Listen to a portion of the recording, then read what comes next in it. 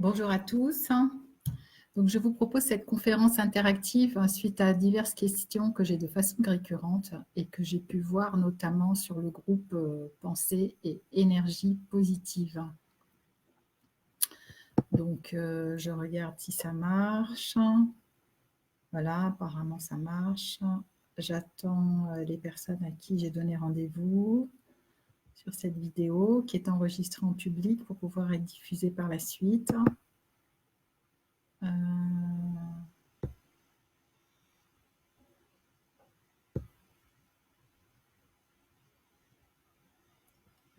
Bonjour Agnès, première participante. Je ne suis pas sûre qu'on ait déjà échangé ici. Bonjour Thierry, super. Pour moi, c'est ma première... Est-ce que vous m'entendez? Est-ce que vous pouvez me faire un petit signe pour me dire si vous m'entendez? Parce que moi, je ne sais pas encore si j'ai du son. Faites-moi un signe. Ah, attendez, je vais écrire.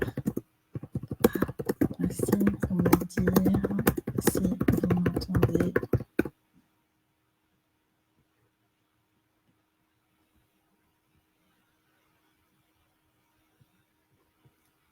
Est-ce que vous m'entendez parler? Moi, je n'entends rien. Je vois ceux qui participent. Bonjour Hélène, bonne année.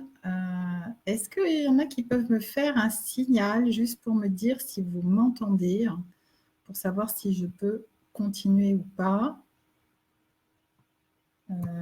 Bon, bah écoutez, c'est une nouveauté pour moi, donc d'accord, super, merci. Je ne sais pas qui a répondu, mais voilà. Ok.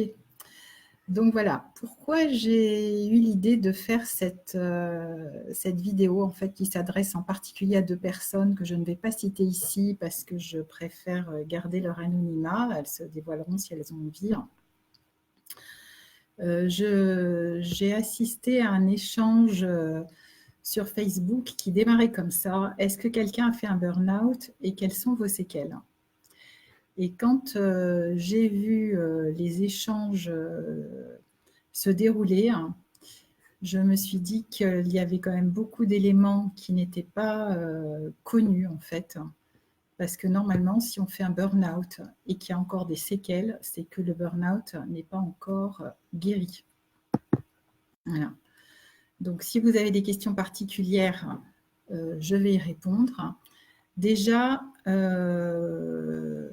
je ne sais pas si c'est utile que je vous réexplique ce qu'est le burn-out, parce que maintenant, on en est à peu près un tiers de la population qui a fait un burn-out. Donc, il y a beaucoup de gens qui savent ce que c'est. Ce que je vais faire, c'est que... alors, attendez, je cherche mon document.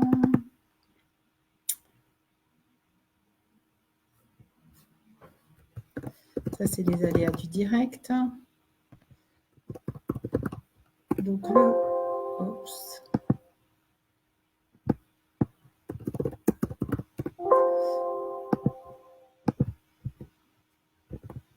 Alors, je n'ai pas ouvert mon fichier. Bon, plus exactement, il s'est refermé.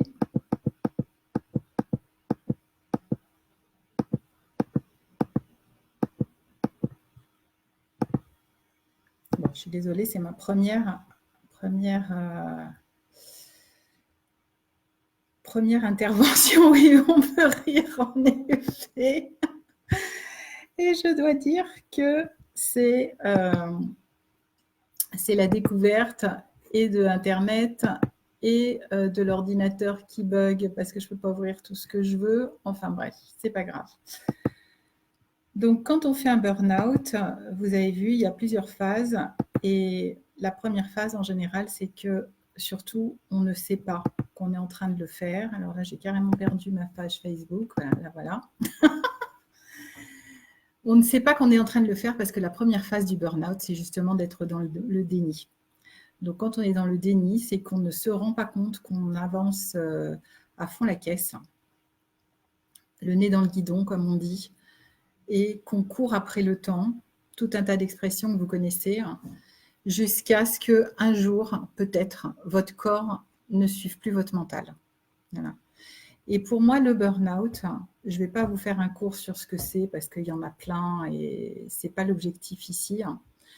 C'est que le burn-out est une deuxième chance quelque part. Alors évidemment, on ne dirait pas ça quand on est dedans, mais quand on en sort, on se dit finalement, on n'a eu qu'un burn-out, entre guillemets, et qu'on a encore l'opportunité de redresser la barre. Pourquoi je vous dis ça? Je parle à la fois de ce que j'ai appris, de ce que je vois avec mes clients, de ce que j'ai vécu moi. Alors, je vais me présenter. Je pense que beaucoup me connaissent ici. Je suis psychologue de ma deuxième vie professionnelle, après une première vie en tant que docteur en pharmacie dans l'industrie pharmaceutique.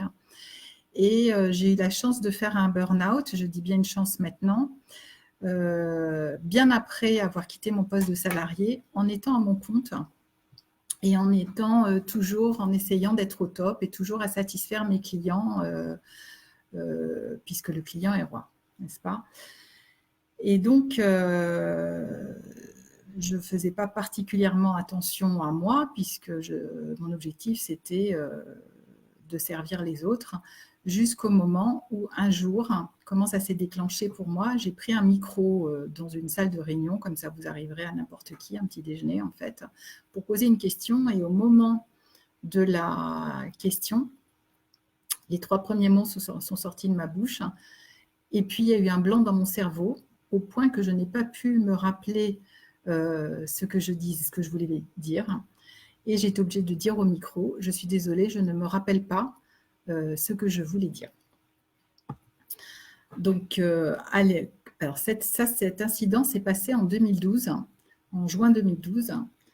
Et j'ai longtemps hésité à en parler. Et quand j'ai commencé à en parler plusieurs années après, on m'a dit « Mais comment ça se fait que personne ne t'ait emmené à l'hôpital à ce moment-là ?»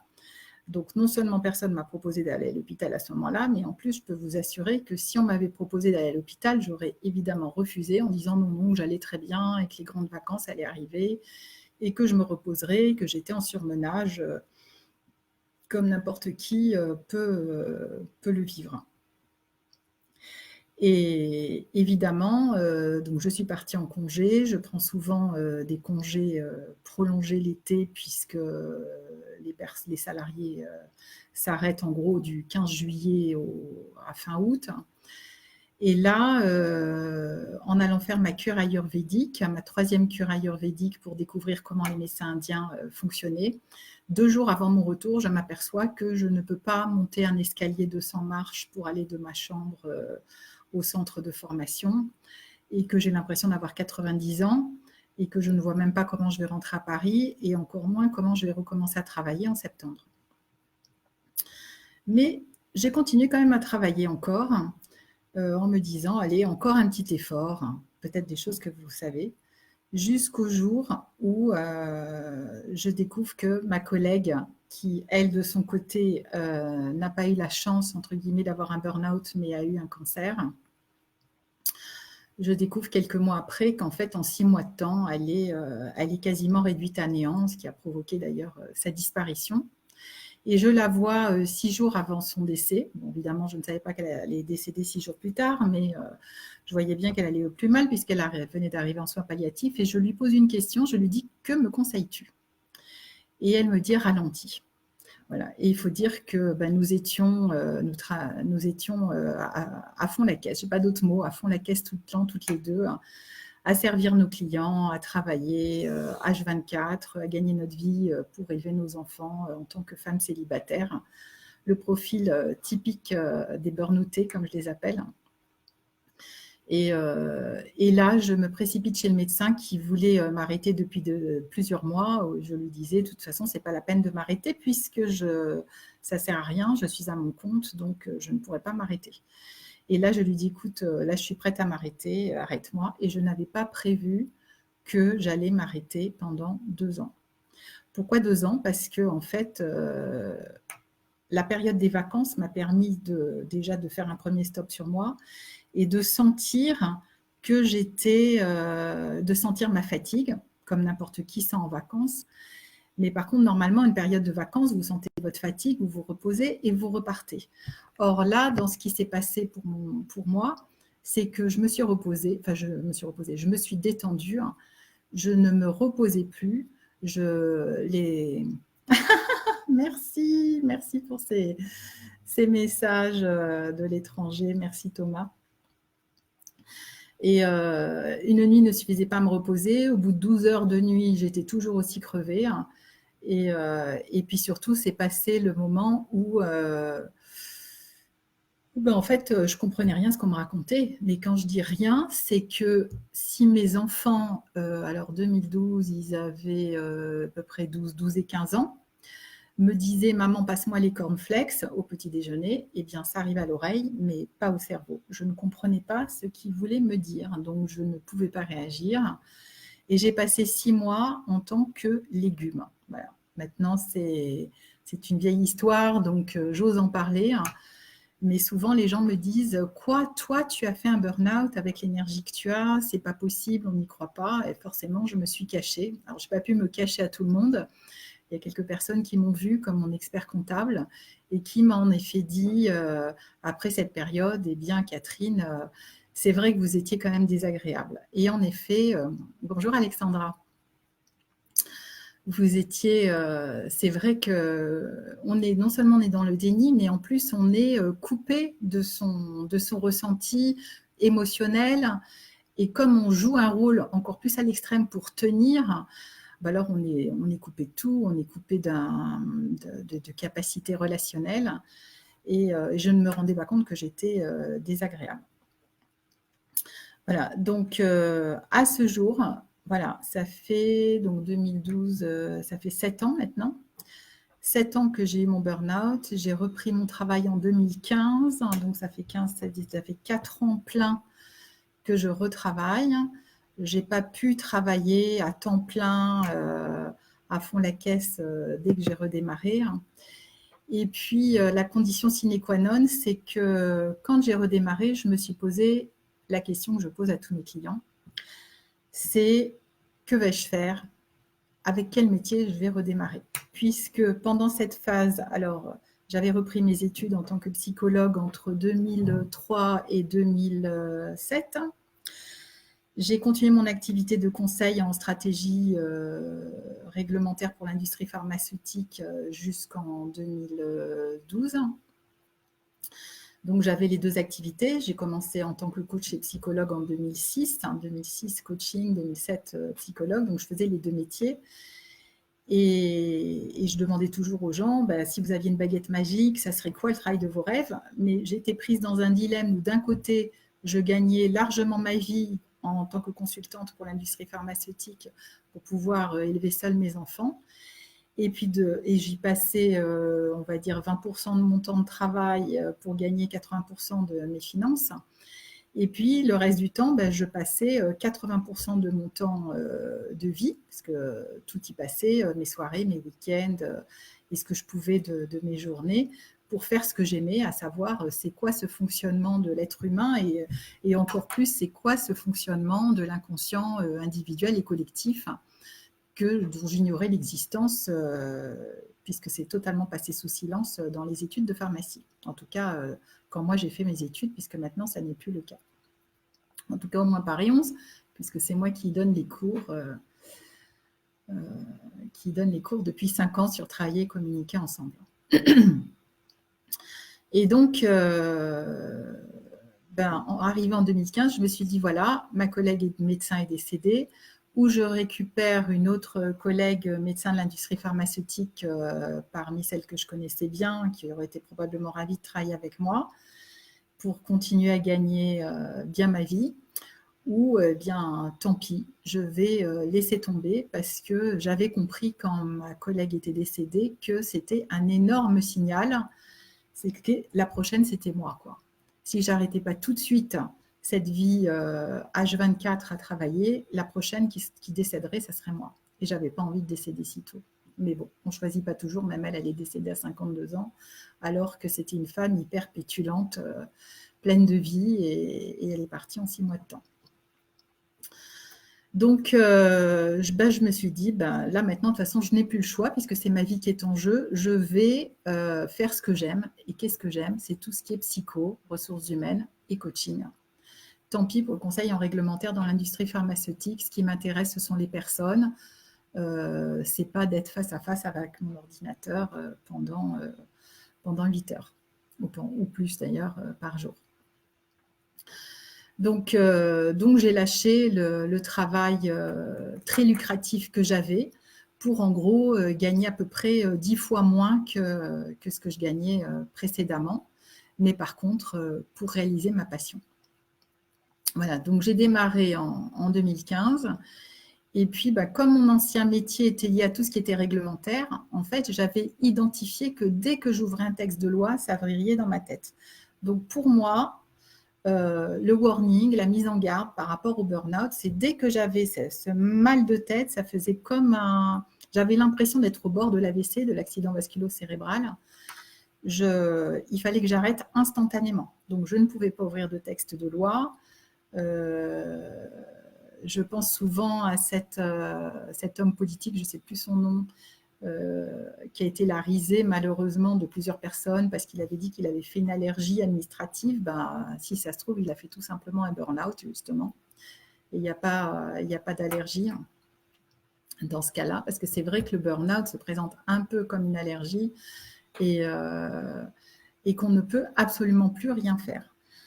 Donc, contrainte et forcée, je lâche mon travail de consultante dans l'industrie pharmaceutique, je garde mes contacts avec mes anciens collègues, et puis j'avance sur ma nouvelle vie professionnelle. Mais démarrer une nouvelle vie professionnelle, c'est comme pour tout le monde, comme pour tous ceux qui démarrent des sociétés, c'est vrai qu'il faut 2-3 ans. Voilà. Donc 2019, c'était ma 4e année de développement full-time, à temps plein sur cette activité psycho-RH coaching. Et 2020, ça y est, on démarre sur les chapeaux de roue. Alors, la bonne nouvelle, je vous l'annonce là, c'est que ça y est, il y a enfin des gens qui comprennent qu'il y a beaucoup de choses à faire sur le burn-out et que la médecine classique française ne suffit pas. Alors déjà, l'an dernier, on a eu le burn-out a enfin été considéré comme maladie professionnelle, donc ça c'est la bonne nouvelle. Et si on a des séquelles de burn-out, ça veut dire tout simplement que le burn-out ne s'est pas arrêté. Et on ne peut pas arrêter un burn-out comme on arrête une migraine, comme on arrête un mal de tête. Déjà, il n'y a pas de médicament qui marche. Et pour moi, c'est une alerte comme quoi on n'est vraiment pas sur son chemin de vie. Donc, qu'est-ce qui se passe? Qu'est-ce que racontent les Indiens? C'est ça que j'ai envie de partager avec vous, parce que quelque part, c'est l'Ayurveda qui m'a le plus éclairé, la façon dont les médecins indiens comprennent comment cette vie nous traverse. Alors, qu'est-ce qu'ils racontent, ces médecins indiens? Ils disent que, en fait, on est tous un trait d'union entre le ciel et la terre, sous nos pieds, et qu'on est traversé par cette énergie que moi je vais appeler l'énergie du champ électromagnétique terrestre, pour faire cartésien, mais qu'on pourrait appeler la vitalité, la nature, le champ de l'univers, ce que vous voulez, Dieu, pourquoi pas. Chacun met les croyances qu'il veut. L'essentiel, c'est de sentir qu'on fait partie de la nature et on est traversé par cette énergie de la nature. Voilà. Et donc, en gros, c'est ce même champ électromagnétique terrestre qui nous traverse tous, les arbres, les personnes, les plantes, les pierres, les immeubles, tout. Et que cette énergie, elle rentre dans notre corps qui est limité, qui a des frontières, chacun dans notre forme, et qu'on utilise, qui est notre force de vie, et qu'on utilise chacun dans son style. Donc moi, j'ai ce corps-là, cette forme de corps-là, cette éducation-là, cette famille, ces parents, et chacun de vous pareil. Donc, on est physiquement différent, culturellement différent. Je pense qu'il y a, voilà, si on est 7 milliards sur Terre, on a 7 milliards de façons d'utiliser cette énergie vitale qui nous traverse. Il n'y en a pas une qui est meilleure que l'autre. Et c'est en ce sens qu'on est tous égaux parce qu'on ne sait pas face à ça comment faire. Alors évidemment, on a bien deux yeux, un nez, une bouche, mais cette énergie, c'est comme quand vous lancez un ballon dans un terrain de foot, il va quelque part et puis il y a des gens qui interagissent. Et bien là, c'est la même chose. Et le burn-out, c'est ce que j'en ai compris, là, ça, c'est pas les Indiens qui disent ça. Le burn-out, c'est souvent on n'a pas compris comment utiliser cette énergie. Donc, en France, on nous éduque dans le système éducatif scolaire. On apprend aussi par mimétisme dans notre famille, par rapport aux amis qu'on a, etc., à fonctionner beaucoup avec le mental, notre tête décide et notre corps suit. Et d'ailleurs, en plus, moi qui ai fait ma fac de pharma chez René Descartes, donc je sais bien ce que ça veut dire être cartésien, c'est on ne croit que ce qu'on voit ou que ce qu'on peut mesurer, mais les appareils de mesure ne mesurent partout, pas tout, encore moins si c'est une énergie supérieure et plus grande que nous. Voilà. Et donc les Indiens disent que cette énergie nous traverse et qu'on rayonne sur, on va dire, 2-3 mètres. Alors ce que je trouve incroyable, c'est que les Français scientifiques de bon niveau, qui a fait des études, qui ne croient que ce qui se mesure, utilisent quand même cette langue française qui est magnifique et qui est quand même riche de sens. Et par exemple, on dit tu rayonnes ou tu fais grise mine. Tu rayonnes. Les Indiens, ils disent que nous rayonnons par tous nos chakras. Donc les chakras, ce sont des roues d'énergie qui sont sur à l'intérieur de notre corps et qui remplissent notre espace vital, on dirait en français, sur 2-3 mètres. Parce que voilà, on inspire cette énergie et on la rayonne. Et si on rayonne sur 2-3 mètres, si quelqu'un est assis à côté de moi, forcément, son énergie son aura va être superposée à la mienne, entrelacée, sans qu'on le sache. Et ce qui explique pourquoi quand vous dites « je le sens » ou « je ne le sens pas », en fait, c'est un vrai fondement scientifique. Donc, si vous arrivez dans un environnement de travail où il y a quelque chose que vous ne sentez pas, qui ne vous convient pas au niveau énergétique, les Indiens parlent même d'énergie des lieux. Ils disent même que dans une maison, ça s'appelle, alors les Chinois appellent ça le Feng Shui, en Ayurveda, on appelle ça le Vastu Shastra. C'est le même principe, c'est des principes différents, mais la logique est globalement la même. Il y a des endroits où l'énergie rentre, par exemple au nord et à l'est, et des endroits où l'énergie sort, qui sont au sud et à l'ouest. Les endroits où on met le bureau, ce n'est pas les endroits où on met la salle de bain, ni les endroits où on met la chambre, etc. Donc tout ça, ça interagit. Et si vous n'êtes pas au bon endroit, dans la bonne place, ou que vous êtes à côté de quelqu'un dont l'énergie vous dérange, eh bien, en fait, ça va impacter votre énergie vitale. Vous allez éventuellement vous fermer. D'ailleurs, en général, on a plus appris à nous fermer qu'autre chose. Et on n'arrive pas, personne ne nous explique en tout cas comment l'utiliser. Bonjour Françoise. Donc, c'est ça qui est intéressant, c'est de comprendre c'est quoi cette vitalité, cette force de vie qui nous traverse, comment on l'utilise. Alors, qu'est-ce qu'ils racontent d'autre ces Indiens védiques? Alors, ça fait quand même 6000 ans qu'ils racontent ça et 12 000 ans qu'ils parlent de Vastu Shastra, c'est-à-dire d'énergie des lieux. Ils disent qu'on a plusieurs couches d'énergie. Voilà. Donc, la première qui est là, on va dire à 2-3 cm du corps, ça correspond aux mémoires de ce qu'on a vécu nous. Donc, les mémoires, c'est un peu comme des nœuds qui sont comme ça dans notre champ énergétique et qui font des voiles, en fait, autour de nous, un écran.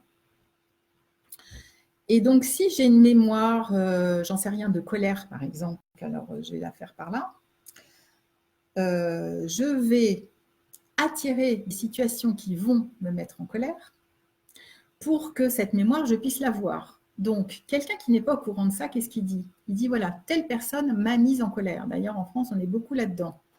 c'est le gouvernement qui fait ça, c'est un tel qui est responsable de ma misère, c'est un tel qui est responsable de ma colère. Non, en fait, toutes les situations qu'on vit sont destinées à nous montrer les énergies qu'on porte. Donc, si on a une mémoire de colère, on va attirer la colère, ça va nous mettre en colère. Et si on ne comprend pas que c'est nous qui attirons cette colère, ben, on va dire, tiens, aujourd'hui, tout le monde était en colère contre moi, par exemple. Ou qu'est-ce qu'ils ont tous? Voilà, ils sont tous en colère. Je sais pas, vous avez peut-être entendu des gens dire ça, c'est assez amusant d'ailleurs. Ou d'autres personnes disent, tiens, tu as l'air en colère aujourd'hui. Ah ben non, non, pas du tout, je n'ai pas l'air du tout en colère. Non. On avait un professeur en psycho qui était comme ça. Et en fait, donc la première couche, c'est ce qu'on a vécu nous. La deuxième, c'est ce qu'on porte des parents, des grands-parents, des arrière-grands-parents, etc. Tout l'inconscient collectif associé à ces mémoires. Donc si vous prenez, si moi je prends par exemple mes grands-parents, ils ont vécu les guerres, donc grands-parents, arrière-grands-parents, si vous prenez ne serait-ce que les 2 guerres mondiales et la guerre d'Algérie, on a beaucoup ça en France, au moins ça, on est tous pris là-dedans. Et là, on vit un monde fabuleux, c'est que l'épigénétique, qui sont les études de l'expression, de la modulation de l'expression des gènes, viennent de montrer récemment que donc les gènes sont affectés par un stress, donc l'ADN est impacté par le stress, et donc cet ADN transformé est transmis à la génération d'après, donc à mes enfants par exemple, nos enfants, qui vont avoir un ADN modifié à cause du stress, donc un ADN très réactif au stress, stressé, on va dire, une sensation de stress, alors qu'ils ne connaissent pas la cause, et eux-mêmes vont transmettre cette dose de stress via cet ADN modifié à leurs enfants, c'est-à-dire aux petits-enfants de celui qui a vécu le stress, qui ne sait pas pourquoi ils sont stressés et qui vivent ce stress ambiant. Voilà. Et donc là, on y est. Si on voit la Deuxième Guerre mondiale, c'était 45, donc on est à 75 ans après. Donc en gros, c'est les grands-parents, arrière-grands-parents. Donc voilà, on peut comprendre pourquoi les gens font des burn-out en maximum. Parce que le burn-out, en fait, ça met en visibilité tout ce qu'on n'a pas réglé jusque-là. Et quand je dis tout ce qu'on n'a pas réglé, c'est incluant tout ce qu'on se prend du transgénérationnel, du karmique, de l'inconscient collectif, des archétypes, des mythes, des contes de fées, etc., etc. Et des mémoires akashiques, qui sont les mémoires d'âme. Je ne vais pas rentrer là-dedans aujourd'hui. Et dans le fond, si vous regardez un conte de fées, qu'est-ce qu'ils racontent les contes de fées? La femme dépressive, qui est la princesse charmante, attend que son sauveur, le prince charmant, vienne la réveiller et lui redonne vie. Donc, elle n'apprend pas du tout à aller chercher la vie par elle-même. Et puis, il y a toujours évidemment une marâtre qui traîne dans le coin, qui va être le bourreau. Marâtre ou autre chose. Voilà. Donc, pour ceux qui connaissent, on reconnaît ce fameux triangle de Karpman en analyse transactionnelle, c'est-à-dire la victime, le bourreau et le sauveur. Donc, il faut que les gens comprennent une bonne fois pour toutes que dès qu'on est sur le rôle de victime, de bourreau, et pire de sauveur, je dis pire, parce que jusque-là, le sauveur a été valorisé. Les hommes, on leur a dit, il faut que tu ailles sauver la belle, que tu ailles affronter son château, la défendre, etc. Eh bien, en fait, on rentre dans le triangle infernal manipulatoire de Karpman et on ne s'en sort pas. Et là, on rentre dans toutes les postures de domination et de soumission. Et c'est peut-être bien pour ça d'ailleurs qu'on est dans tout ce qui est violence faite aux femmes, mais quid des violences faites aux hommes par ce fameux triangle. Mais bon, ça n'est pas le sujet. Mais en tout cas, à partir du sujet du burn-out, on voit bien qu'on arrive à tous les sujets de société. Donc ce fameux burn-out, burn c'est brûler, donc on brûle de l'intérieur. Ce fameux burn-out, en fait, c'est que ça nous brûle nos énergies et notre énergie vitale. Et le bon médecin, avec le bon médicament qu'on va aller voir de l'extérieur, qui va nous donner quelque chose pour nous redresser, et bien comme par hasard, ça ne marche pas. Donc, ce n'est pas que la médecine ne marche pas, c'est qu'on est arrivé à une phase de la société, du développement de la société, où ça n'est plus possible d'aller attendre de l'extérieur, sans arrêt, qu'on se fasse prendre en charge pour vivre se faire supporter, alors support, aider au sens anglais ou supporter au sens français, et qu'on a chacun la responsabilité d'être soi et de comprendre dans quoi on est chacun empêtré. Donc on l'est tous empêtrés. Et je l'ai été, voilà, je n'ai pas plus de honte à le dire. Et surtout, ce qui est bien, c'est que maintenant, comme il y a de plus en plus de gens qui travaillent sur eux, pour sortir de là, ça va de plus en plus vite. Et j'ai eu la chance d'avoir été contactée par la revue Soins infirmiers en 2018, dans laquelle j'ai pu faire un article sur comment sortir du burn-out, donc des clés, je crois que ça s'appelle des clés sur le bien-être en entreprise. Bonjour Lily. Les clés sur le bien-être en entreprise, et bien justement, je raconte l'histoire d'une jeune femme, alors je ne sais plus si elle a 24 ou 27 ans, qui a fait un burn-out dès son premier emploi, femme au potentiel, tellement au potentiel que la société voulait lui offrir un MBA.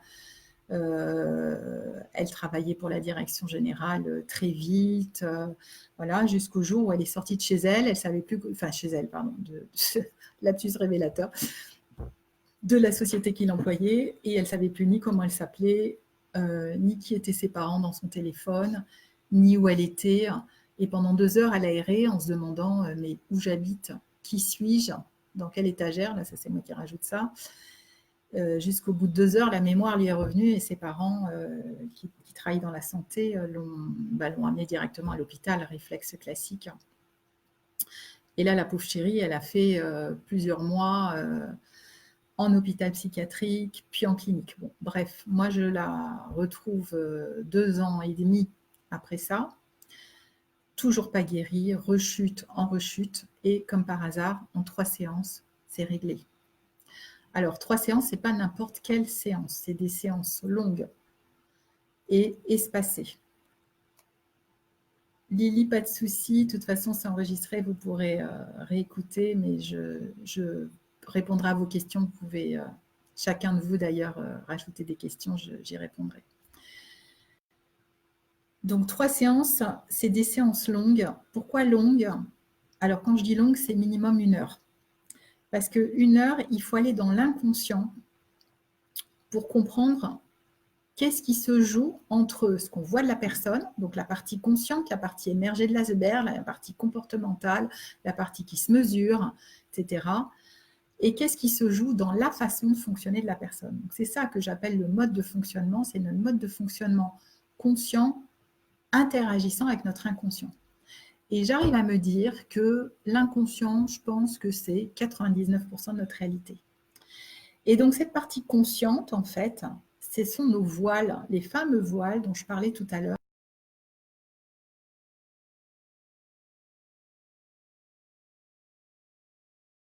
Changer. Ça, c'est une erreur de compréhension de la vie. C'est la façon dont on est éduqué en France, dont on a été éduqué par le passé, parce qu'heureusement, ça commence à changer.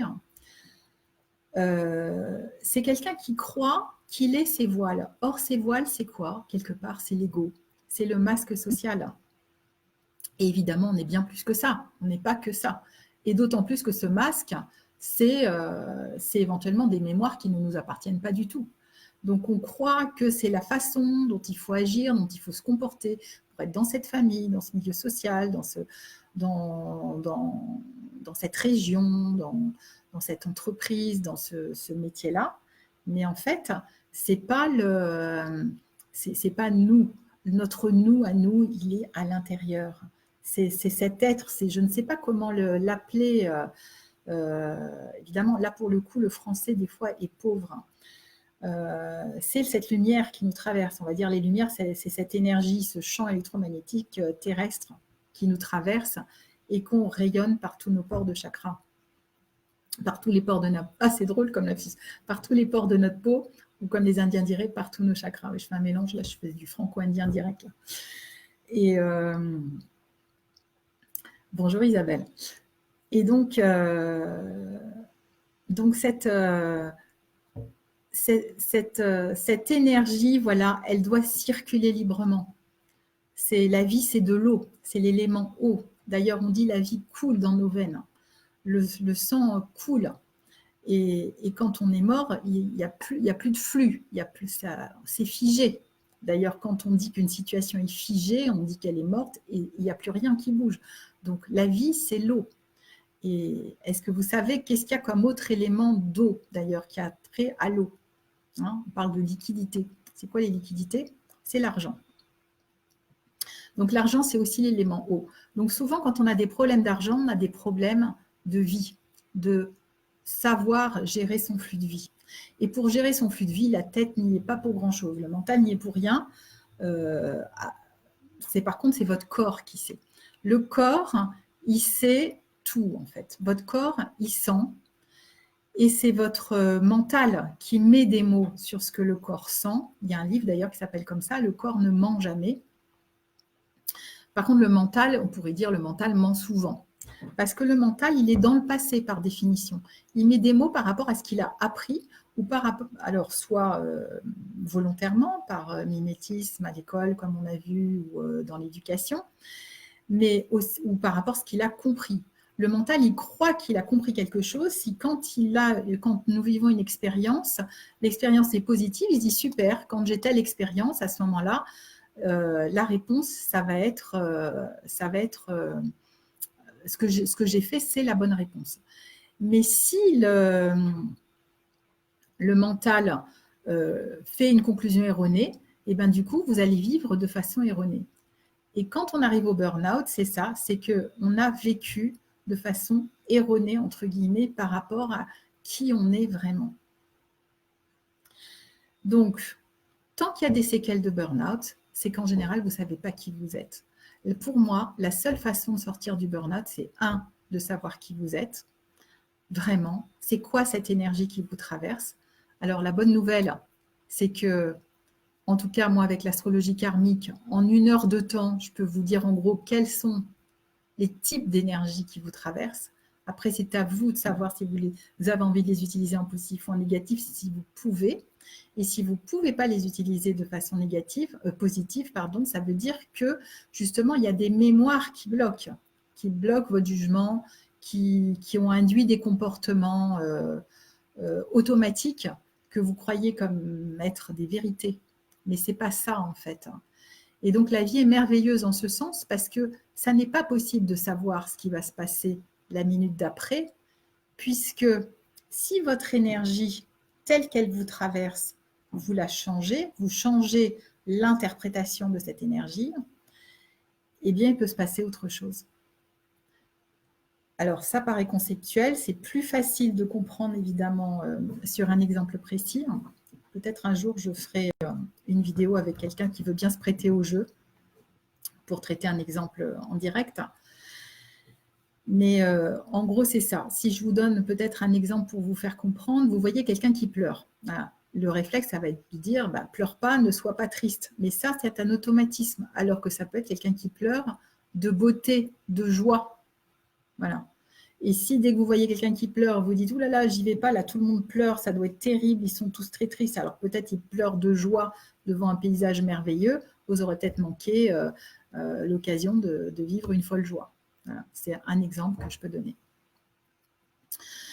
Donc, comment on sort du burn-out rapidement? C'est savoir c'est quoi votre chemin de vie. C'est quoi ces voiles qu'on porte autour?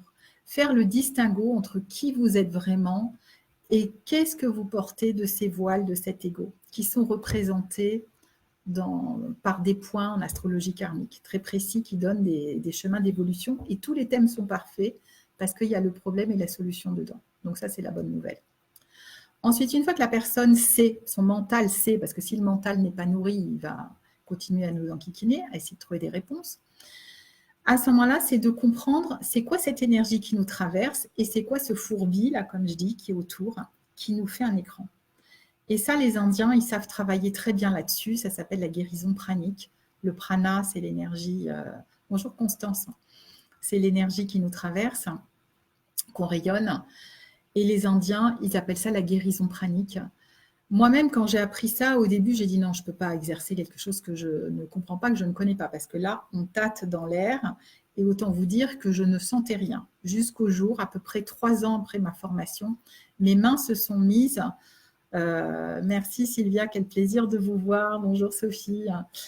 Un jour, je faisais une séance de constellation familiale, et puis mes mains se sont mises à fonctionner comme ça, et je me rappelle, je les ai regardées un peu comme mon fils avait regardé d'ailleurs sa main quand il avait quelques mois, et au moment où il réalisait que oh, c'est moi qui peux faire bouger ma main. Ben là, c'était pareil, à part que j'avais une quarantaine d'années, et que je réalisais que je sentais l'énergie entre mes mains. Donc ça, je pense que vous pouvez le faire entre vous. Vous mettez vos 2 mains côte à côte, et puis vous les écartez petit à petit comme ça. Probablement, vous sentez l'énergie comme un petit ballon, et puis vous écartez jusqu'à ce que vous sentiez. Puis vous pouvez sentir que ce ballon, il grossit.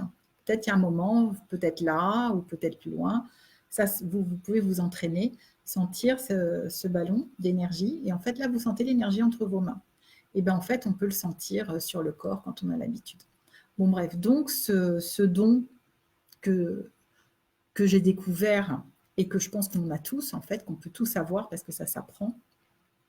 En tout cas, je le transmets bien volontiers, parce que si moi-même j'avais su ça plus tôt, j'aurais été heureuse plus tôt, donc c'est pour ça, c'est ma motivation. Il n'y a pas de raison que je garde comment vivre pour moi toute seule. Eh bien, cette énergie-là, vous la sentez, on la sent entre les mains, mais on la sent dans notre corps. C'est aussi un peu quand vous êtes assis quelque part ou vous marchez dans la rue et vous sentez peut-être que quelqu'un se rapproche, que vous n'entendez pas ou qui vous regarde.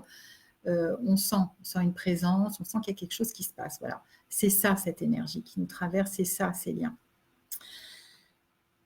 Donc, cette énergie, voilà, quand on fait ce qu'on appelle le pranic healing en anglais, guérison pranique de Master Choa Kok Sui, exactement, ça permet de dépoussiérer, entre guillemets. Alors d'ailleurs, il y a des cultures en Afrique du Nord où les gens se dépoussièrent. J'ai plusieurs des patients ou des clients, je ne sais jamais, parce que le patient, il patiente, mais moi, je n'y patiente pas puisqu'on est en interaction. Me disent, ah oui, c'est ce que ma mère me faisait quand j'allais la voir en Maroc ou en Tunisie. Donc, on dépoussière, mais en rajoutant l'intention. Et puis moi, je couple avec ce que je sais, évidemment, en systémique, en analyse transactionnelle et en constellation familiale. Donc, du coup, ça donne évidemment quelque chose de plus puissant que juste les constellations ou que le pranic healing. Et donc, la personne, à ce moment-là, elle est un peu plus propre. Et surtout, ce qui est bien, c'est que son mental n'a pas compris ce qui se passait. Donc, il n'a pas pu bloquer le système. Il n'a pas pu bloquer la réorganisation de son corps. Et la meilleure façon pour moi de savoir si ça a marché, c'est qu'à un moment, la personne a froid, en fait. Il peut faire chaud dans la pièce, mais tout à coup, on sent qu'il y a quelque chose qui lâche, on a des frissons. Alors, c'est un faux froid, hein, c'est un froid qui vient de l'intérieur. Il peut faire 25 degrés dans la pièce, on a froid quand même. Et puis, une fois que ce froid a lâché, moi, je pense que ce sont les fascias, en fait, qui lâchent, le contrôle. Le contrôle fait qu'on retient notre corps comme ça. Ça fait comme quand on secoue une nappe, hein. On voit plein de vagues. Et bien là, c'est pareil, ça secoue, ça lâche ces membranes qu'il y a sur nos muscles. Et puis, au bout d'un moment, la chaleur revient. D'ailleurs, ça revient d'un coup. Et là, plus qu'avant. Et là, la force de vie revient.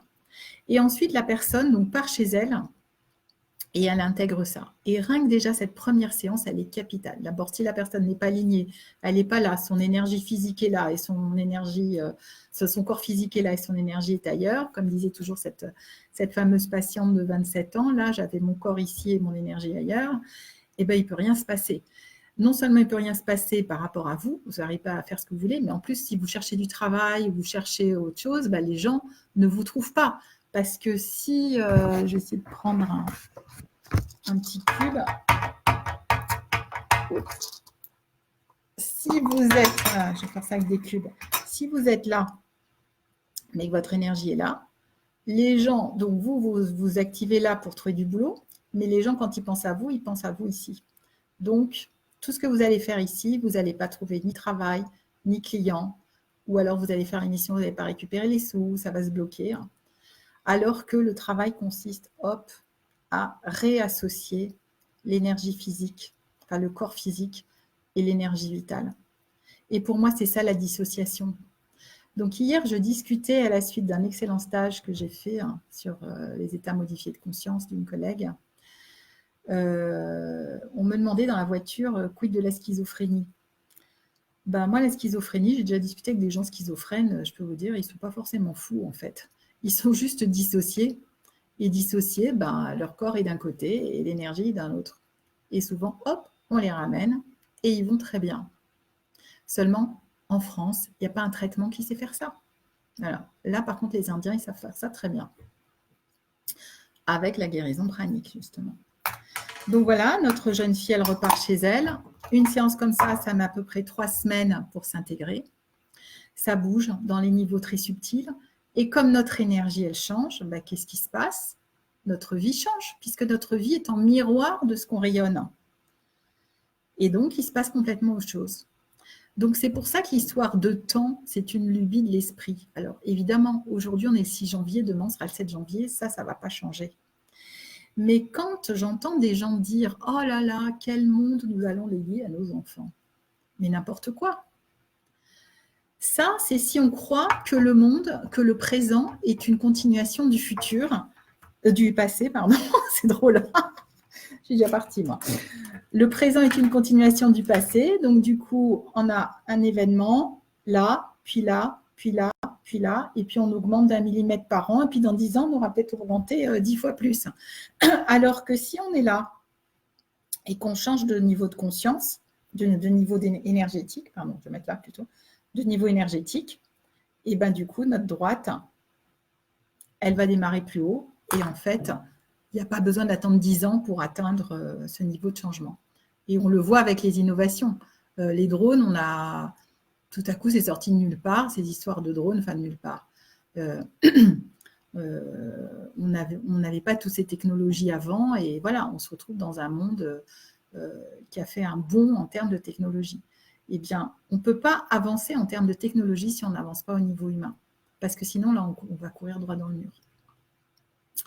Voilà, donc pour moi, le burn-out, c'est la dissonance, la dissociation qu'il y a entre notre corps qui, heureusement, est beaucoup plus lent que notre esprit. J'imagine que vous savez peut-être qu'on pense 70 000 à 90 000 pensées par jour.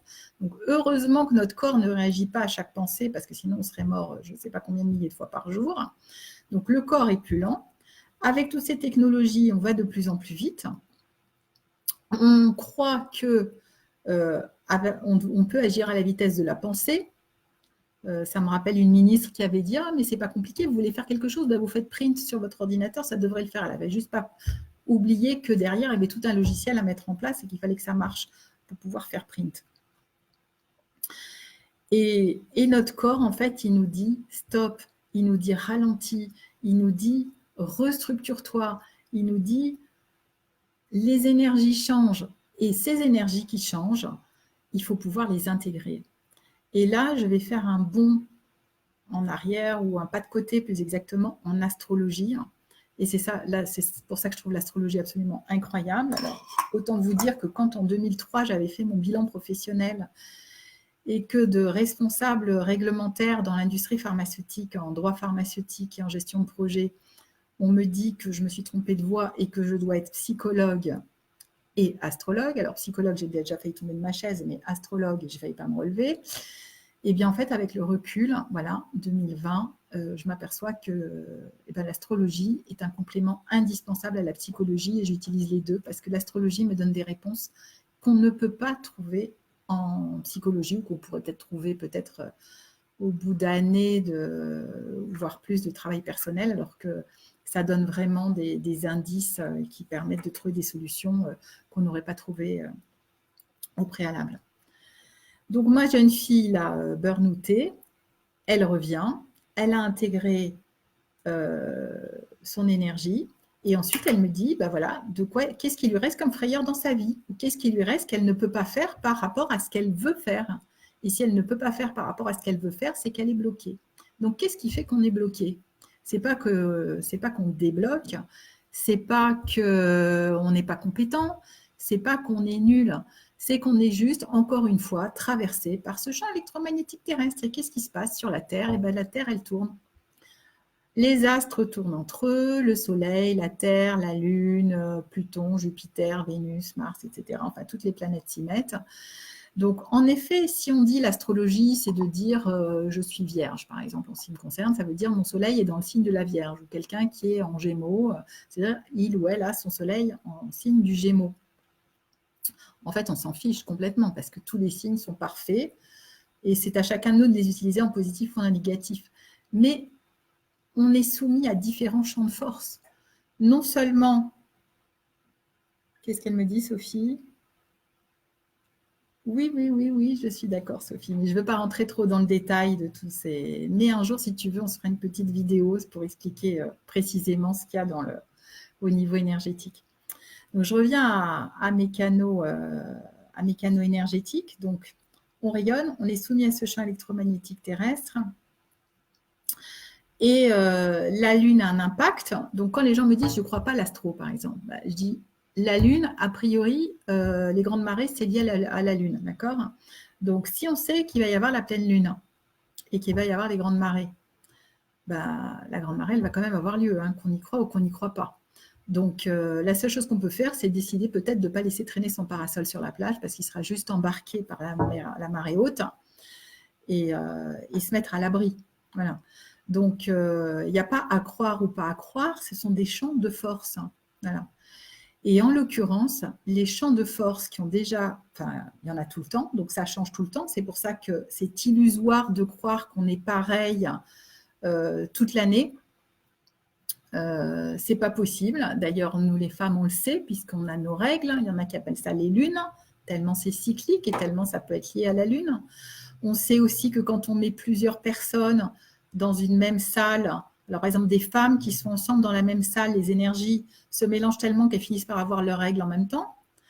On sait qu'un couple, un homme et une femme qui vivent ensemble, ou deux hommes, pourquoi pas, mais bon, un homme et une femme qui vivent ensemble vont finir par avoir les mêmes énergies, que des personnes qui vivent ensemble dans un même open space au travail peuvent éventuellement se faire charger négativement par quelqu'un qui serait toxique dans l'open space et que mettre des bouchons sur les oreilles ou des écouteurs avec de la musique, ça ne suffit pas pour changer cette énergie qui est là. Et donc voilà, on est soumis à Pluton, Saturne, Jupiter, etc. Et en l'occurrence, depuis l'an dernier, il se passe quand même quelque chose que vous avez dû remarquer. Le monde a quand même radicalement commencé à changer l'an dernier et cette année.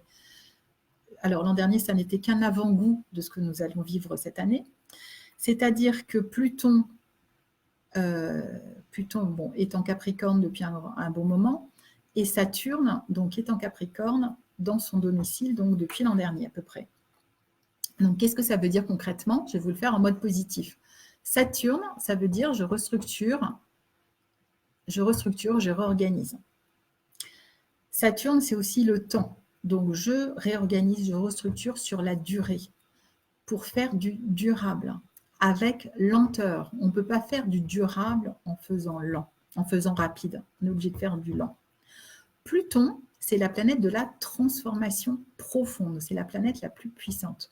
Donc, à ce jour, en fait, l'an dernier, ça a commencé et cette année, il va y avoir carrément une conjonction, c'est-à-dire que les deux planètes vont se rejoindre. Saturne, c'est je structure donc avec lenteur sur la durée pour me transformer en profondeur. Donc, c'est non seulement on va tous se transformer, on ne va pas se transformer en quelqu'un d'autre, on va se transformer pour être plus nous-mêmes. Je ne vais pas me transformer en girafe, vous inquiétez pas. Personne ne va faire ça. Mais le monde entier va se transformer.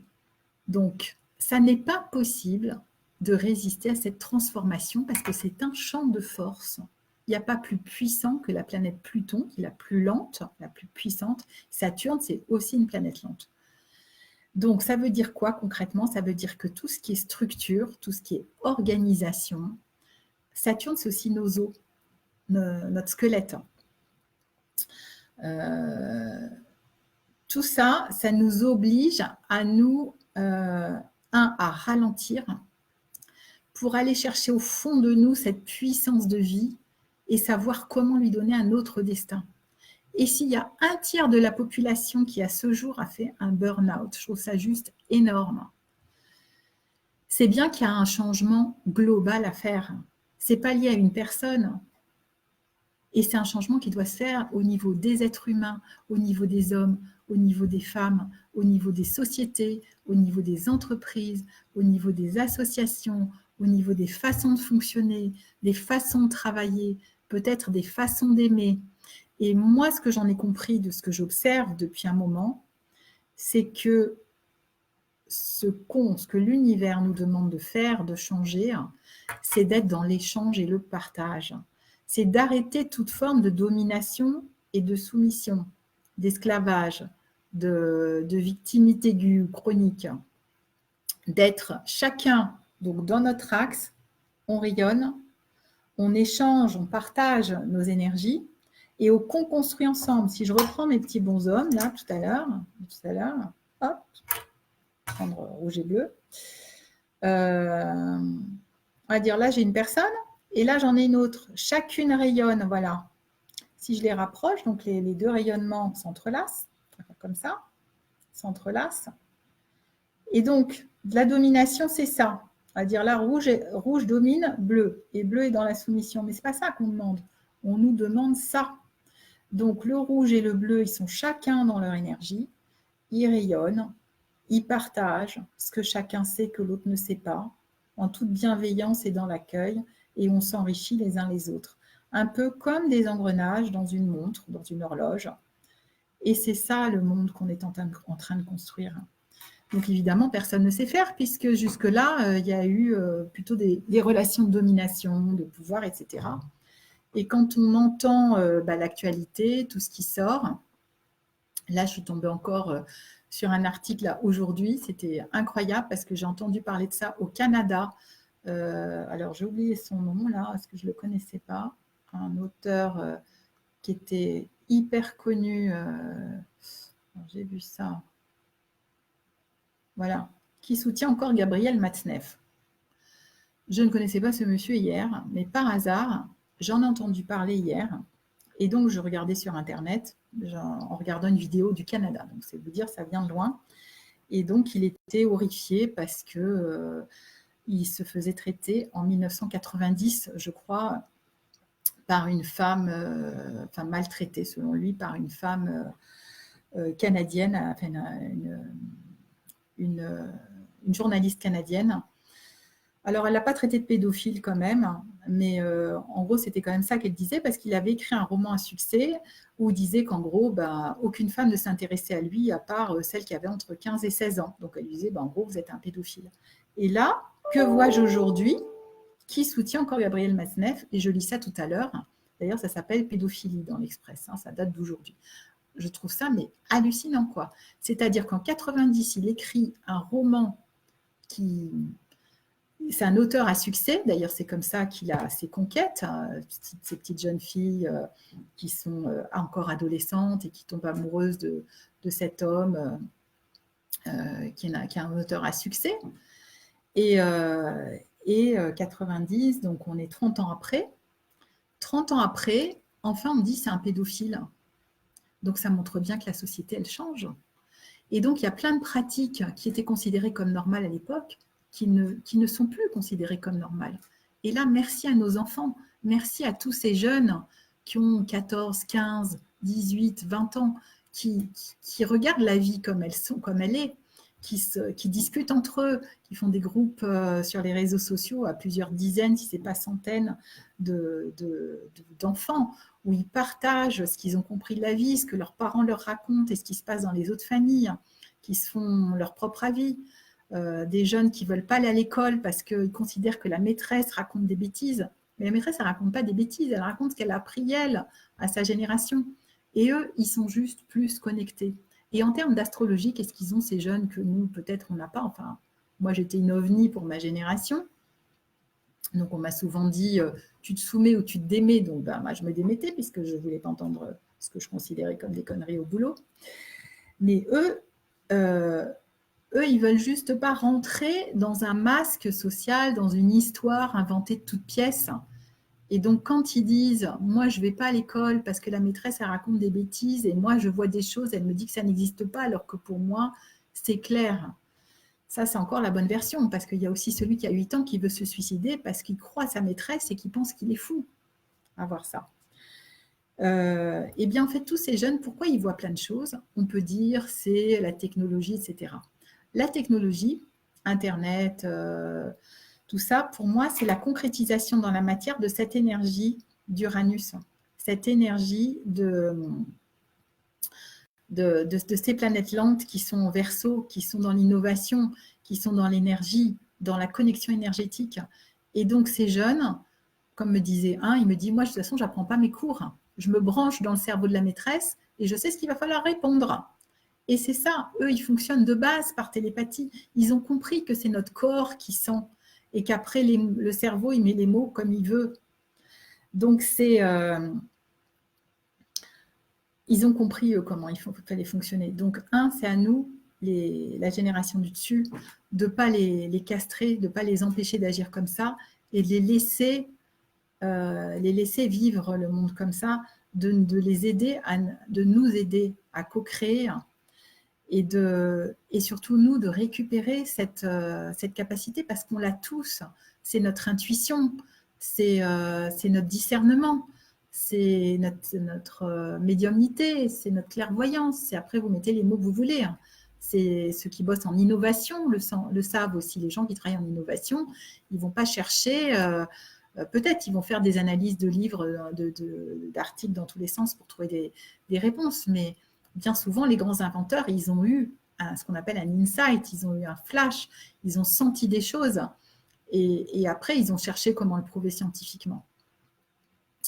Donc voilà, pour moi, tout ce qui, si je reviens à notre thème du jour qui est burn-out et séquelles, pour moi, tous ceux qui font un burn-out, en fait, ce sont des fées des magiciens en puissance qui se sont ignorés, qui n'ont pas utilisé cette énergie et ces dons de clairvoyance, d'intuition, de résonance, résonance RE, pas RAI, et qui évidemment ne savent pas le comprendre. Donc, il y a une éducation globale à refaire ou à faire. Il y a beaucoup de choses à partager. Et ça ne s'apprend pas dans les livres. On peut écrire des livres, mais ça se transmet. Ça se transmet dans l'être, dans la résonance. Peut-être, je ne sais pas si ça passe dans ce que je vous dis par vidéo, mais voilà, en tout cas, ça se transmet dans des groupes de transformation. Voilà, on peut appeler ça de la formation réglementairement si on veut, mais c'est, voilà, ça se transmet d'être à être. Voilà, même s'il y a des règles, les règles, encore une fois, les règles, ça relève du conscient et la transmission, ça relève du savoir-être et donc de l'inconscient. Voilà, donc pour moi, séquelles de burn-out, ça veut dire que les personnes restent encore attachées au mental en priorité au lieu d'écouter leur corps en priorité et de comprendre comment on fait l'aller-retour entre je capte le monde par le corps et ensuite je mets des mots par le cerveau de façon sans dénaturer le signal de mon corps. Si vous pensez à quelqu'un que vous aimez, vous respirez, vous sentez que ça ouvre quelque part dans votre corps. Si vous pensez à quelqu'un que vous n'aimez pas, poum, ça coince. Voilà. Donc, vous voyez bien que c'est des infos qu'on peut tout savoir. Juste, on ne sait pas l'apprendre. On ne sait pas le faire et il faut l'apprendre. Donc, pour l'apprendre, donc je n'ai pas eu trop de questions. Là, je ne vois pas des questions. Je vous donne, enfin l'apprendre. Ça ne s'apprend pas comme ça en 2 minutes, hein, bien sûr, mais je vous propose plusieurs rendez-vous. Donc déjà, le 10 janvier, au Café Zen à 18h30, au métro Sentier, où je vous propose, sous forme une rencontre, qui est gratuite d'ailleurs, je fais ça avec mon amie Pauline Pachot, un rendez-vous d'astrologie, de micro-constellation, pour faire un diagnostic de votre chemin de vie, mais c'est 10 minutes. Donc, ce sera vraiment que des grands axes, mais pour que vous puissiez voir sur votre cas à vous ce que ça donne. Je ne donnerai pas d'informations trop confidentielles parce que ça sera un lieu public, donc je ne dévoilerai rien. Je mettrai, Lily, j'ai les rendez-vous sur ma page Facebook, mais je les remettrai après la vidéo. Le 17 janvier, dans la version cadrée officielle, je vais au Salon du Travail à la Porte de la Villette où j'interviens à la conférence, alors je crois que c'est à 14h30, Trouver sa voie professionnelle. Voilà, sur les mêmes thèmes. Je n'irai peut-être pas si loin en astrologie, mais encore que je ne sais pas. Le 22 janvier au soir, je fais à Levallois un atelier sur rencontrer votre partenaire. Pourquoi rencontrer votre partenaire? Parce que le partenaire, c'est l'ultime personne avec laquelle vous ne pouvez pas tricher. Vous ne pouvez pas mettre de masque. Donc, votre partenaire, il vous renvoie en général qui vous êtes à l'intérieur. Et quelque part, être avec un partenaire, c'est une thérapie de tous les jours, j'ai presque envie de dire. Donc voilà, si soit vous êtes en couple et vous ne le voyez pas, vous n'arrivez pas à entrer en résonance avec lui ou elle, soit vous n'y êtes pas et c'est l'occasion de voir qu'est-ce qui vous empêche de le rencontrer et de l'enlever.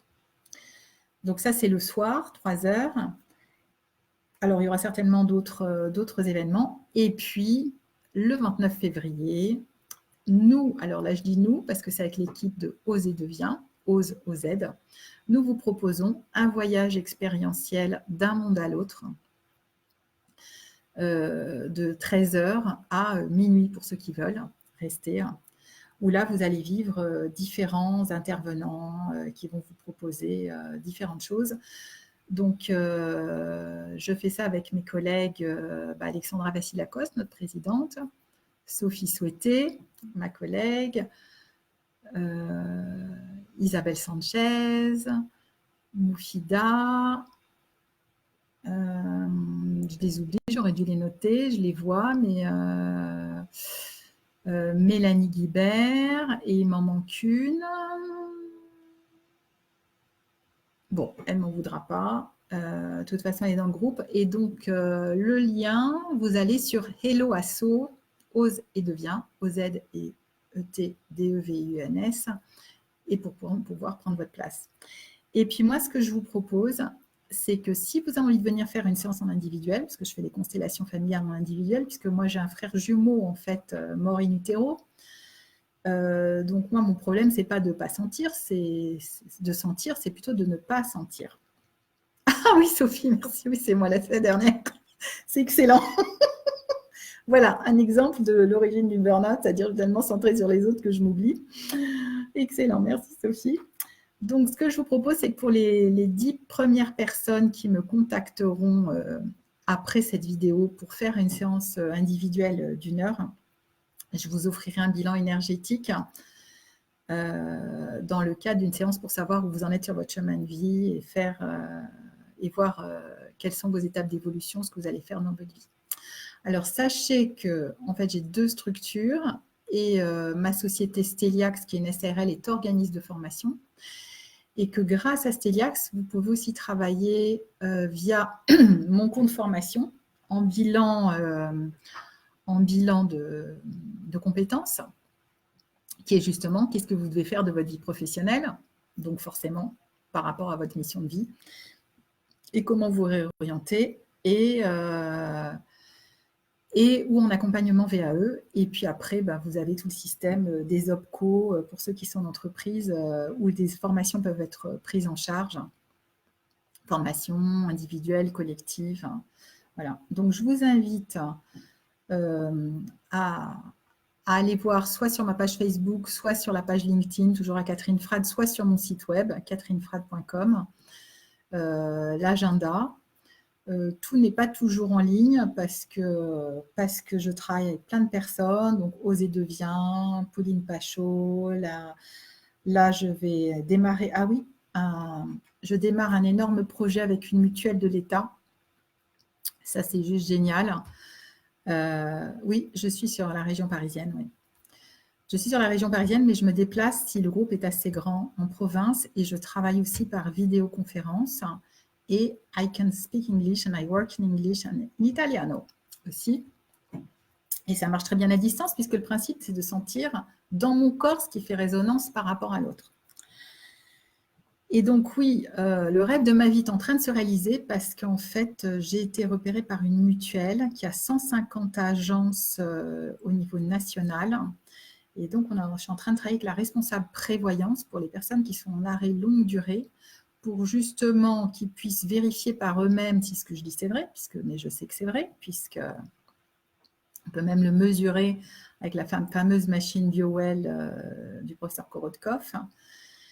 Et donc, dans ce cadre, nous allons faire des webinars, des essais pour prouver que ça marche et pour que mon approche soit remboursée par cette mutuelle, soit prise en charge par cette mutuelle.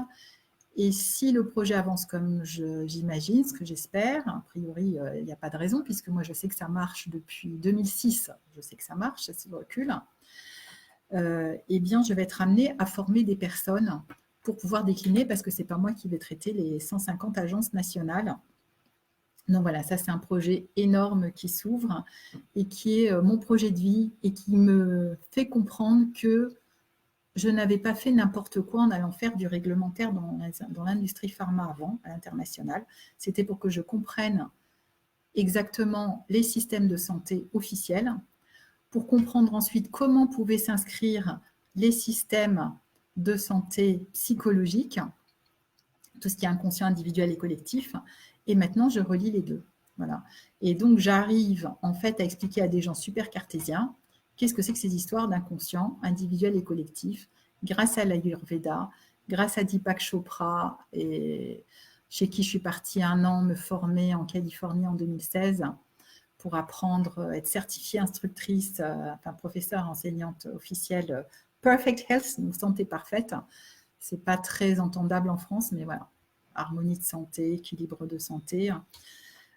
Travailler avec les approches de Joe Dispenza, parce que c'est un de mes clients qui m'a dit « Ah tiens, c'est drôle, tu travailles comme Joe Dispenza ». Donc je ne le connaissais pas à l'époque, je l'ai rencontré. En effet, ça m'arrive de créer des méditations sur mesure, mais en fait, ce que lui transmet par rapport à des méditations pour soi, moi, c'est ce que je fais en travaillant sur l'autre, en fait. Donc, du coup, ça va plus vite parce que je vais travailler.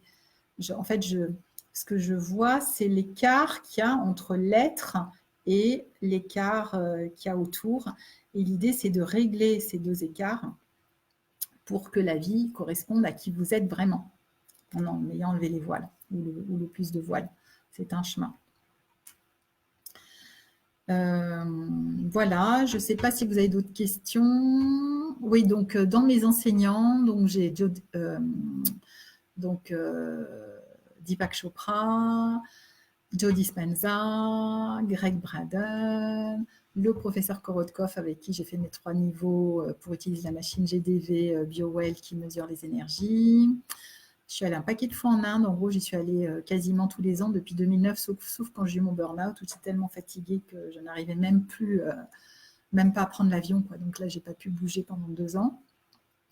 J'ai été à l'ashram de Sri Sri Ravi Shankar, donc j'utilise aussi beaucoup les approches de Art of Living, art de vivre. Donc évidemment, c'est couplé, donc ma technique, enfin, c'est pas une technique, c'est je sens dans mon corps, mais j'utilise différentes grilles de lecture, donc beaucoup la grille de lecture indienne, bien sûr, qui est donc Ayurveda, qui veut dire science de la vie, Pranic Healing, guérison pranique, la systémique, enfin je reste psychologue quand même, donc psychologue intégrative, donc la systémique, on est tous dans un système et tous en lien. L'analyse transactionnelle que j'aime beaucoup, donc c'est toutes ces histoires de adultes, enfants, parents, domination, soumission, triangle de Karpman et être dans l'échange et le partage. Je reste pharmacienne quand même, j'ai pas perdu mon diplôme, docteur en pharmacie, et j'utilise ce que j'ai appris finalement, que je détestais à l'époque, c'est-à-dire les huiles essentielles, etc. Ça m'arrive même de faire des mixtures. Ma fille a arrêté son acné comme ça. Elle fait 3 ans d'antibiotiques, les boutons ne sont pas partis. On a fait 1 mois de potions à base d'huile essentielle et de travail sur le feu en Ayurveda, et elle a commencé à dégonfler quasi instantanément. Voilà, j'ai fait ça sur d'autres ados aussi. Voilà, et puis l'astrologie karmique. Voilà, l'astro karmique, c'est quand même juste incroyable. Et après, c'est une autre façon de voir la vie, c'est-à-dire comprendre que tout ce qu'on vit est un miroir de nous, en incluant tout ce qu'on se trimballe, qu'on ne sait pas qu'on porte. Et ensuite, si votre vie ne vous plaît pas, la question, c'est qu'est-ce que je porte qui fait que j'attire cette vie qui ne me plaît pas? Ou que fait cette personne sur mon chemin de vie qui ne me plaît pas? Qu'est-ce que j'ai à apprendre de ça? C'est pas la peine de le critiquer, l'autre il est comme il est. Mais par contre, si il ou elle nous dérange, c'est que ça a un impact sur nous. Voilà. Et s'il y a un impact, ça veut dire qu'il y a une mémoire qui s'active. Voilà, je ne sais pas. Alors, qu'est-ce qu'elle m'a... Je regarde vos questions. Faut-il avoir des qualifications pour faire ce genre de formation? Non, il y a des coachs qui font ça. Après, je pense par contre que pour pouvoir être remboursé par la mutuelle, probablement, ils voudront des gens qui ont un numéro ADELI dans un premier temps, ce que j'ai en tant que psychologue, mais je ne désespère pas d'œuvrer pour que des personnes qui aient cette sensibilité multidimensionnelle, hein, comme je dis souvent, je travaille avec mes 10 sens, c'est-à-dire les 5 réels et les 5 subtils. Voilà, l'idée, c'est vraiment de pouvoir écouter son intuition, voilà, son intuition, tout ce 6e sens, ces 10 sens, la clairvoyance, la clairaudience, etc. Et surtout d'être aligné et de comprendre qu'est-ce qui fait que, même en tant que thérapeute, on a forcément un impact sur la personne. Voilà, alors après Sylvia, qu'est-ce que tu me racontes? Est-ce que ta séance d'aujourd'hui est enregistrée pour la réécouter? Oui, alors j'ai enregistré, j'espère que ça va marcher, que l'enregistrement va marcher et je la mettrai en ligne. Voilà, donc si vous avez des questions pour approfondir, parce que le sujet est immensément vaste, vous pourrez me les mettre après cette conférence. Et ce que je ferai, c'est que je ferai peut-être d'autres conférences pour répondre, qui peuvent être plus courtes. Vous me direz si ce format vous a convenu, parce que voilà, j'avais prévu 1 heure, je vois que c'est 1h15. Si parmi vous, il y en a qui ont envie de se joindre à moi pour poser des questions directes et qu'on s'enregistre et que ça sera peut-être plus interactif que moi tout seul à l'écran, même si je sais que vous êtes là et que je vous sens, c'est pas pareil que d'avoir une vraie personne à côté de soi, c'est avec plaisir. Voilà, je démarre 2020 avec cette idée qui m'est sortie là et je suis open à ce qui va émerger d'autre parce que voilà, ça fait... La vie est surprise pour tout le monde, y compris pour moi. Et voilà, c'est ça qui sort en 2020. Alors, est-ce qu'il y a d'autres questions? Voilà, s'il n'y a pas d'autres questions, je vous souhaite à tous en tout cas une excellente année. Alors, sachez que cette année, elle va être super pour ceux qui sont vraiment dans l'échange, dans le partage, dans le cœur, dans la bienveillance, dans une vision positive d'eux. Si vous sentez que ça part trop dans tous les sens, ralentissez, faites-en moins. Et par contre, ceux qui sont en mode négatif, ça va empirer, quoi. Parce que là, il y a des configurations qui vont faire sortir la colère qu'on porte tous. Et donc, la colère, c'est aussi l'énergie. Donc, peut-être vous aurez au contraire de l'énergie pour réaliser vos projets. Donc, c'est à vous de décider comment utiliser ces différentes énergies. Alors, qu'est-ce qu'elle me raconte, Lily? Mais comment sur Messenger? Non, on refera des vidéos comme ça en direct ou il faut que j'investigue aussi sur YouTube Live. Parce que là, je dois dire que je suis novice en la matière. Quand je pense que j'ai travaillé en innovation informatique dans les années 90, je me sens un petit peu dépassée, mais bon. Grâce aux jeunes qui m'entourent, type Pauline, je m'y mets. Pauline et puis toutes les autres d'ailleurs. Alors, qu'est-ce qu'elle me raconte, Sophie? Oui, exactement. Je vais le mettre et puis ce que je vais faire, c'est que la vidéo, normalement, je dois pouvoir la télécharger sur mon ordinateur et je la mettrai aussi sur YouTube. Voilà les chéris, c'est comme ça que j'ai envie de vous appeler ce soir. Passez une super année. Ralentissez. Écoutez-vous. Ah oui, une dernière chose. Comme le foie digère les émotions comme la nourriture, mangez moins. Si vous êtes débordé émotionnellement, mangez moins parce que notre foie ne tient pas le choc. Et puis, ça devrait le faire. Et vivons une année positive. Plus on est positif, plus ceux qui sont négatifs vont être obligés de céder pour aller dans le positif. Voilà, je vous embrasse. Au revoir.